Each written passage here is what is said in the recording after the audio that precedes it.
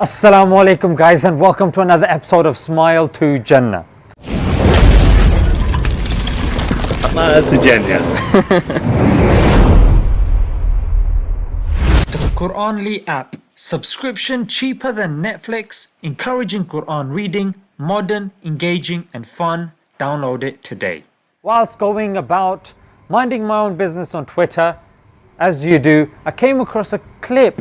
It's an old clip of the ex-Prime Minister of Israel, Benjamin Netanyahu, and this is what our elders have been trying to tell us, that these movies, these shows are not just movies and shows, yeah? And we know from research as well that they do have an impact on our psyche, on how we think.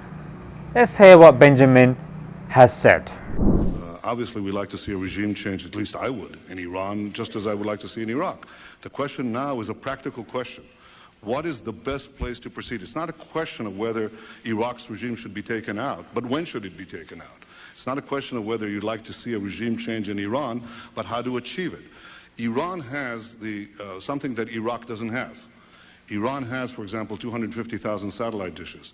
It has internet use. I once said to the heads of the CIA when I was Prime Minister that if you want to advance regime change in Iran, you don't have to go through the CIA cloak and dagger stuff. What you want to do is take very large, very strong transponders and just beam Melrose Place and Beverly Hills 2050 and all that into Tehran and into Iran, because that is subversive stuff. They watch it, the young kids watch it, the young people, they want to have the same nice clothes at the same houses and swimming pools and so on.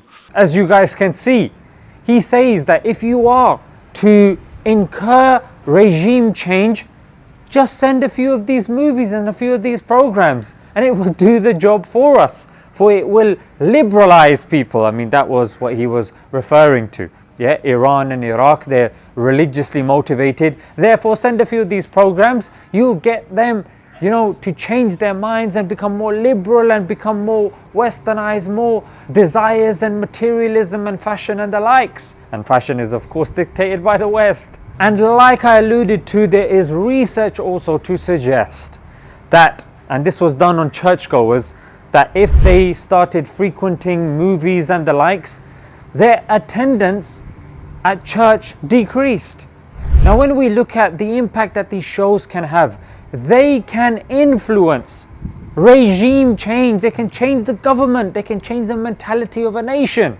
So is it any wonder the actors get paid so much, that there is such a massive budget for these movies, and that they are promoted internationally? Because of course they are indeed powerful. And is it any wonder that the Indian government at the moment, the BJP, have a heavy influence on Bollywood? They're on the censor board and the likes. In England, I had the good fortune of going to Pinewood Studios, and when I went there I saw pictures of the prime ministers and the Queen and the likes going there. Why? If it's just movies? Because it's very, very important. James Bond was filmed there, and James Bond is very integral for the image of the United Kingdom. And you guys probably heard of George Orwell, Animal Farm, the book. Very famous and popular book, and very famous author.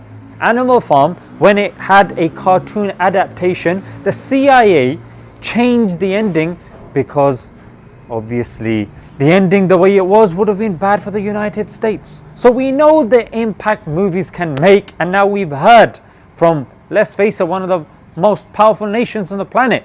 Yeah, even they are saying, yeah, just send a few Beverly Hills 90210. I mean, that's a joke. But there are other shows that have, amazing actors in it. Yeah, Daniel Day-Lewis, one of the most popular method actors, one of the greats of our time.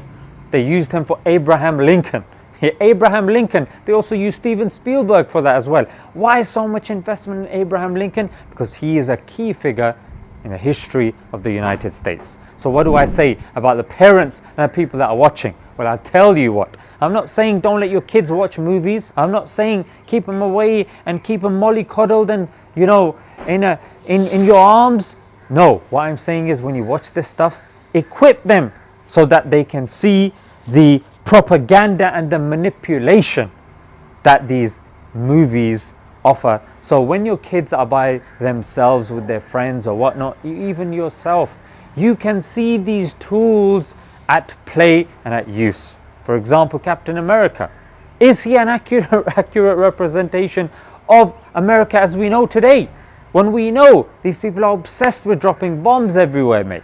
Yeah, I'm not just making up 2016 Guardian article. You know, a bomb was dropped by America on other nations every, I think it was 12 minutes or so. Yeah? And look at obesity in the United States. Look at the untraveled people in the United States. Why is that not reflected in Captain America? Captain America, six-pack, very kind, very polite, you know, holds the team together. So we should be able to see through these things. Let's leave it there, guys. Hope you guys have benefited. Until next time. Assalamu alaikum.